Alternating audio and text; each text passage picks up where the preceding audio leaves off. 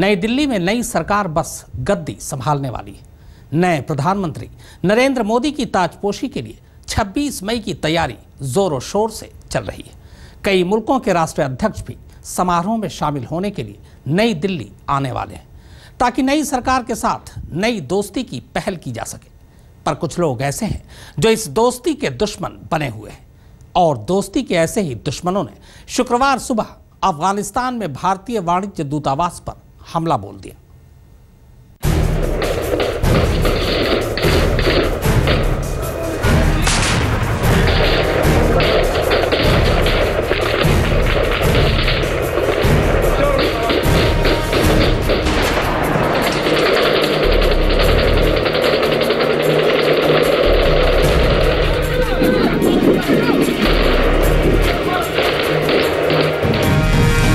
तारीख 23 मई 2014, सुबह के 4 बजे।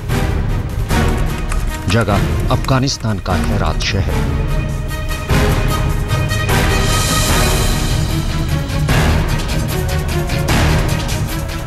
ईरान और अफगानिस्तान की सीमा से सटा ये छोटा सा शहर अभी नींद से जागा भी नहीं था कि शहर के एक सुरक्षित हिस्से में बने भारत के वाणिज्य दूतावास पर कुछ आतंकवादियों ने हमला बोल दिया।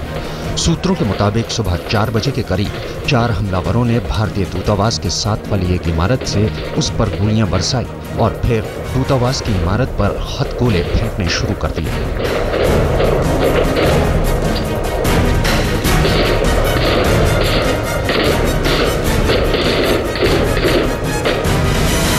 हमले के दौरान आतंकवादियों ने दूतावास में भी घुसने की कोशिश की, लेकिन दूतावास की सुरक्षा में तैनात आईटीबीपी के जवानों ने उनकी इस कोशिश को नाकाम कर दिया। शुरुआती मुठभेड़ में आईटीबीपी के जवानों ने एक आतंकवादी को मार गिराया।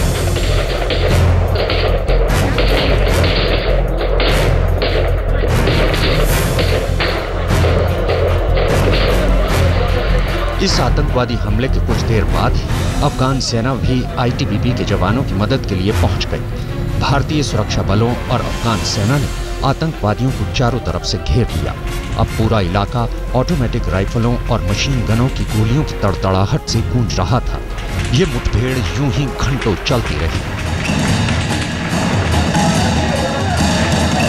इस दौरान सुरक्षा बल के जवान इन आतंकवादियों को घेरने की कोशिश में दूतावास के पास की एक इमारत की छत पर चढ़कर हमलावरों पर गोलियां बरसा दी,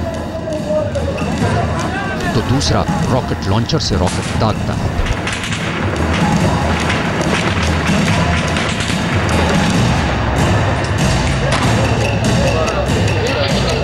कुछ घंटों के बाद अफगानी सेना और आईटीबीपी के जवानों ने दूतावास के पास की इमारत में छिपे एक आतंकवादी को घेर लिया और फिर उसे पकड़ने की कोशिश में सेना के कुछ जवान उस इमारत की दीवार में हुए एक छेद से अंदर घुसे, लेकिन अंदर छिपा आतंकवादी उन पर गोलियां बरसाता रहा। कुछ देर बाद सुरक्षा बल के जवान उसे इमारत के कोने में ही घेर लेते हैं और फिर उसे वहां से बाहर निकालने की कवायद शुरू होती है।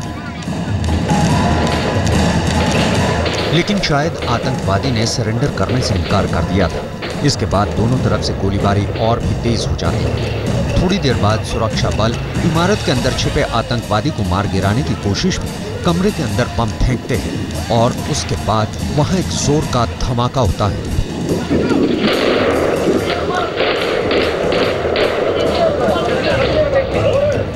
खबरों के मुताबिक अफगान सेना और भारतीय सुरक्षा बलों ने 3 हमलावरों को मार गिराया है और चौथे आतंकवादी की तलाश जारी है।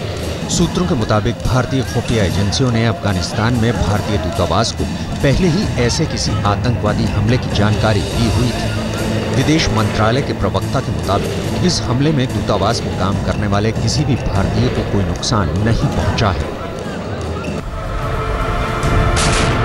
अभी तक अफगानिस्तान में सक्रिय किसी भी आतंकवादी संगठन ने इस हमले की जिम्मेदारी नहीं ली है, लेकिन सूत्रों की माने तो इस हमले के पीछे हक्कानी नेटवर्क का हाथ हो सकता है। दरअसल हक्कानी नेटवर्क का संबंध अल-कायदा से है। इससे पहले अगस्त 2013 में भी कुछ आतंकवादियों ने जलालाबाद में भारतीय दूतावास पर हमला किया था। इस हमले में 9 लोग मारे गए थे। जुलाई 2008 में भी काबुल में भारतीय दूतावास पर हुए एक ऐसे ही आतंकवादी हमले में 41 लोग मारे गए थे। इस तरह हमले बहुत और भी हो चुके हैं इंडियन नेशनल पे और अफगान लोगों पे, लेकिन हम लोगों की जो रिजॉल्व है बहुत मजबूत है और हम लोगों की ये रिजॉल्व और भी मजबूत हो जाएगा। जो ये दुश्मन कोशिश करता है कि हम लोगों की ये जो बहुत नज़दीक राबिता है उसको अफेक्ट करे, लेकिन मैं कॉन्फिडेंस से बोल सकता हूँ कि ये रिजॉल्व बिल्कुल हिच मुमकिन नहीं है कि ज़ईफ हो जाए। इशारों ही इशारों में भारत और अफगानिस्तान दोनों ही देशों ने साफ कर दिया है कि आतंक का स्रोत एक ही है, पाकिस्तान। भारत और अफगानिस्तान दोनों का कहना है कि पाकिस्तान की तरफ दोस्ताना हाथ बढ़ाना तो जरूर चाहिए, लेकिन अगर पाकिस्तान दोस्ती से हाथ थामने को तैयार नहीं तो आतंक के स्रोत के खिलाफ भारत और अफगानिस्तान दोनों को कड़े कदम उठाने की जरूरत है। कैमरामैन अजय कुमार के साथ गौरव सावंत, दिल्ली आज तक। आखिर कौन है वो लोग जो अफगानिस्तान में अमन बहाल नहीं होने देना चाहते? आखिर ऐसी कौन सी चीज है जिसकी वजह से अफगानिस्तान में बार बार भारत के दूतावासों को निशाना बनाया जाता है? आखिर वो कौन लोग हैं जो हिंदुस्तान की सरकार को खौफजदा करने की कोशिश करते हैं? और आखिर वो कौन लोग हैं जो हमारे पड़ोसी मुल्कों से दोस्ती के दुश्मन हैं?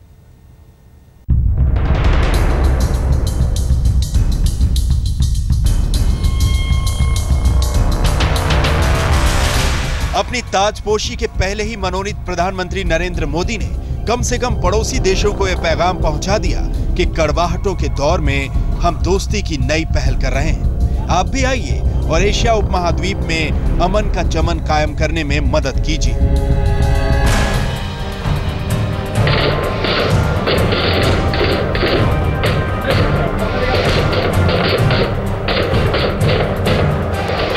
लेकिन खून के सौदागरों को, अमन के दुश्मनों को यह पसंद नहीं आया। अफगानिस्तान के राष्ट्रपति हामिद करजई ने मोदी के शपथ ग्रहण समारोह में आने का ऐलान किया तो आतंकवादियों ने अपना खूनी रंग दिखा दिया। दोस्ती के कबूतर उड़े नहीं कि गोलियों की धाए धाए ने हवा में उड़ते बारूदों के धुओं से अफगानिस्तान का हेरात शहर भर दिया। वहां हमला हुआ भारतीय वाणिज्य दूतावास पर। अब सवाल है कि पाकिस्तान अफगानिस्तान की सरहद पर अपने वजूद के लिए लड़ रहा तालिबान भारत में नए सत्ता परिवर्तन के मद्देनजर चाहता क्या है? क्या भारतीय आतंकवादियों में तालिबान का असर और बढ़ने वाला है? क्या मोदी के आने के बाद तालिबान हिंदुस्तान में आतंकवादी हमला तेज कराएगा? और क्या तालिबान के निशाने पर खुद नरेंद्र मोदी हैं? इन सवालों का जवाब खंगाला जा रहा है। खुद अफगानी राष्ट्रपति हामिद करजई के सामने भी ये बड़ी चुनौती है कि पैर पसार रहे तालिबान पर अंकुश कैसे लगाएं। भारत और अफगानिस्तान के रिश्तों के बीच अक्सर तालिबान के आतंकी हमले आ जाते हैं, लेकिन अब मामला नरेंद्र मोदी का है, इसलिए उनकी सुरक्षा का भी सवाल जुड़ा हुआ है। अरविंद ओझा के साथ बालकृष्ण, दिल्ली आज तक। आइए अब आपको दिखाते हैं हिंदुस्तान के खिलाफ रची जा रही एक खौफनाक साजिश की तस्वीरें। ये तस्वीरें राजस्थान के पास हिंदुस्तान और पाकिस्तान के बॉर्डर की हैं। बॉर्डर के उस पार आतंकवादी संगठन तालिबान किस तरह ट्रेनिंग कैंप चला रहा है और कैसे हिंदुस्तान के खिलाफ हमले की उस कैंप में ट्रेनिंग दी जा रही है, आप खुद देखिए।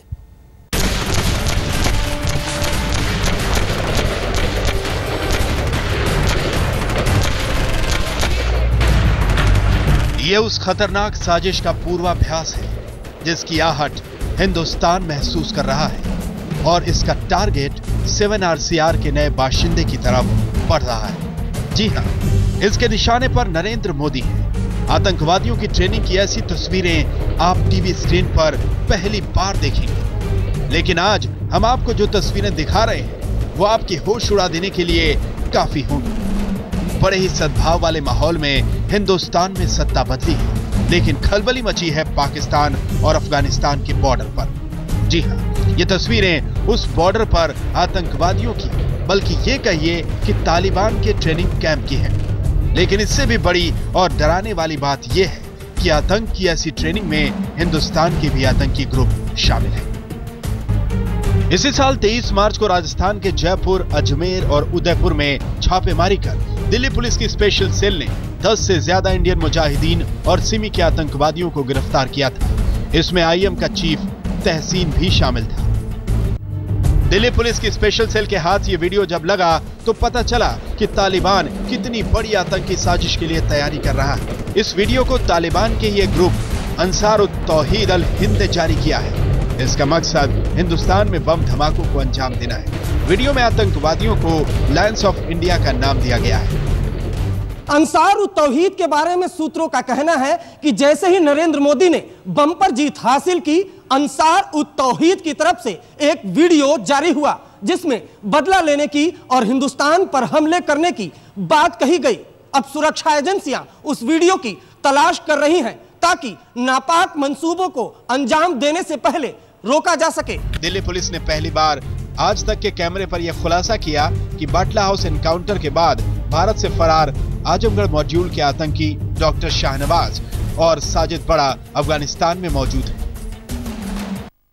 जो लोग इनके एक वहाँ पे भी जो इंटरवेंशन में मालूम चला है कि इनमें आपस में कुछ फूट हुई है। कुछ लोग तालिबान के साथ लड़ने के लिए तैयार हैं और उनके साथ हैं, और कुछ लोग अलग हैं।